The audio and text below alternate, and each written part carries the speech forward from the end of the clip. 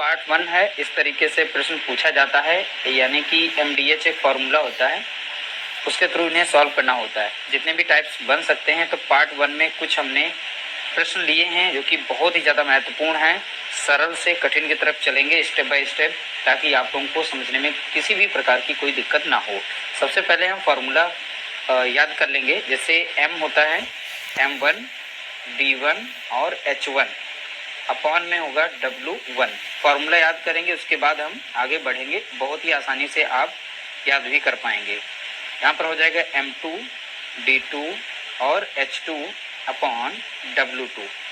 अब यहाँ पर इस फार्मूले को समझ लेंगे। एक बार इस फार्मूले को देखेंगे, उसके बाद यही यहाँ पे रिपीट किया गया है। जैसे हमने M1 माना, इधर M2 है, यहाँ पर D1 है तो यहाँ पर D2 है, यहाँ पर H1 है तो यहाँ पर H2 है, यहाँ W1 है तो यहाँ W2 है।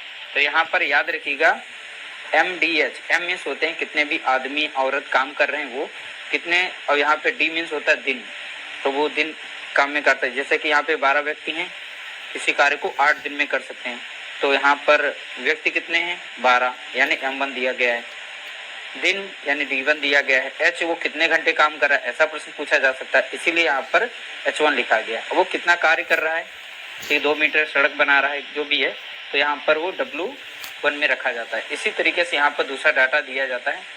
तो ये फार्मूला यहाँ पर यूज करने वाले हैं, बस इस फार्मूले को याद रखिएगा, इसी में सारे प्रश्न आपके सॉल्व हो जाएंगे। तो चलिए पहला प्रश्न हम सॉल्व करते हैं, उसके बाद हम आगे की तरफ बढ़ते हैं। जितने भी प्रश्न सभी को हम इसी फार्मूले के जरिए सॉल्व करेंगे।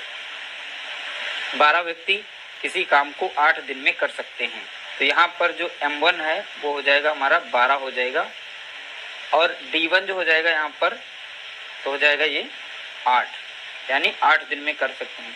16 व्यक्ति उसे कितने दिन में कर सकते हैं, यहाँ पर M2 दिया गया है 16 व्यक्ति। अब यहाँ पर देखिए एक साइड में कार्य समाप्त हो रहा है, यानी 12 व्यक्ति जो हैं 8 दिन में कर सकते हैं, और 16 व्यक्ति जो हैं उस काम को कितने दिन में कर सकते हैं, तो ये पूछा गया, यानी D2 पूछा गया है।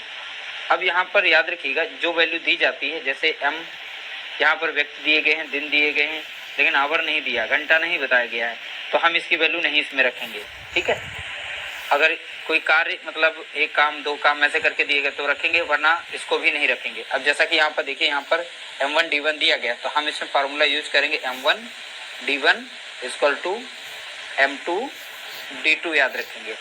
M1 हमारा कितना है 12, D1 हमारा कितना है 8, बराबर में M2 कितना है, यानी व्यक्ति कितने हैं यहाँ पे 16, D2 नहीं दिया है, यही निकालने को है। ठीक है, तो D2 को जैसा है वैसे ही लिख देंगे।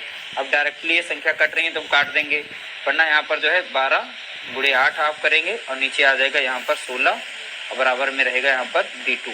ठीक है, तो यहाँ पे काट देंगे, 8 कम 8, 8 दूनी 16, और 2 से कट जाएगा 2 कम 2, और 2 छंग 12, यानी D2 बराबर कितना आ गया, तो आप बताएंगे D2 बराबर हो गया 6 दिन में। कितने 6 डेज, यहाँ पर आंसर इसका निकल चुका है। ऑप्शन डी हमारा यहाँ पर करेक्ट हो जाएगा।